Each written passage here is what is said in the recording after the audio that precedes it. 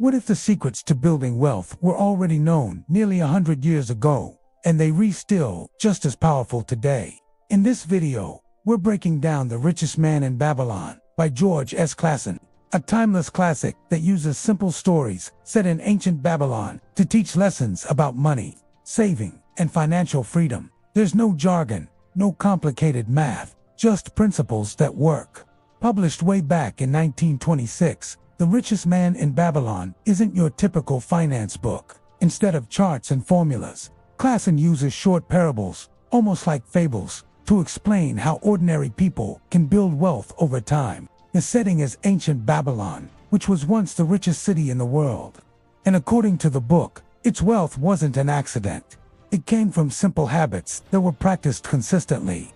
In this video, we'll walk through the book's core ideas, explain them in plain language, and show why these lessons are still incredibly relevant today. The most famous lesson in the book comes early and it hits hard. Pay yourself first. In the story, a man named the richest man in Babylon, explains how he built his massive fortune. His rule is simple. Every time you earn money, keep at least 1/10 of it for yourself before you pay anyone else. Not after expenses.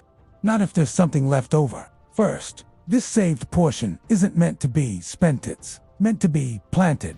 Like a seed that grows into a tree, your savings become the foundation of your future wealth. The book makes one thing crystal clear. People who never save will always struggle, no matter how much they earn. But saving alone isn't enough.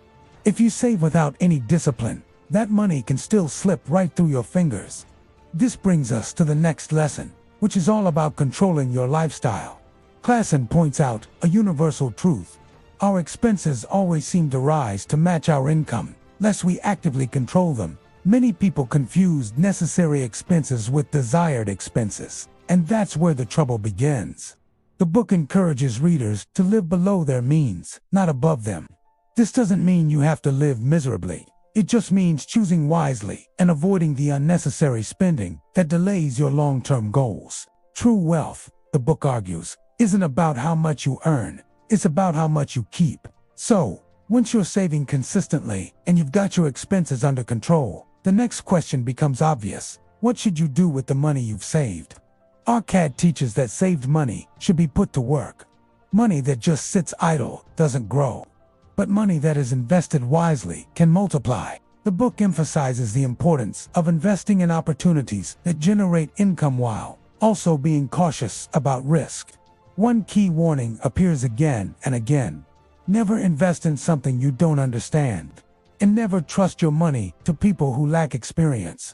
In the stories, many people lost their savings by chasing quick, flashy profits. The lesson is clear: slow, steady, and informed growth will always beat fast, risky schemes every single time. But even smart investors face danger if they don't protect what they've built. This leads to another core idea. Protection. The book warns against getting greedy and overconfident. It encourages diversification, caution, and seeking advice from knowledgeable people. In simple terms, don't risk everything on one single bet. And don't assume every opportunity is a good one just because it promises high returns. Wealth is hard to build and incredibly easy to lose. Protecting it is just as important as growing it. So how do you increase your ability to earn and invest better over time? Clason emphasizes the power of personal growth. The book teaches that the more you learn, the more you can earn. Developing your skills, your knowledge, and your wisdom increases your value and opens up new opportunities. This includes learning about money, but it also means improving your craft, your judgment, and your discipline. In ancient Babylon, those who sought knowledge rose higher than those who didn't. And that lesson certainly hasn't changed. Finally, the book zooms out and reminds us why all of this matters. One of the final lessons is about creating long-term security. The book encourages planning for your old age and protecting your loved ones. Wealth isn't just about having comfort. Today it's about having stability tomorrow. Saving, investing, and planning ahead create peace of mind. They turn uncertainty into confidence and fear into freedom. So, what is The Richest Man in Babylon really about? It's about simple financial truths that have stood the test of time. Save a portion of everything you earn. Control your expenses.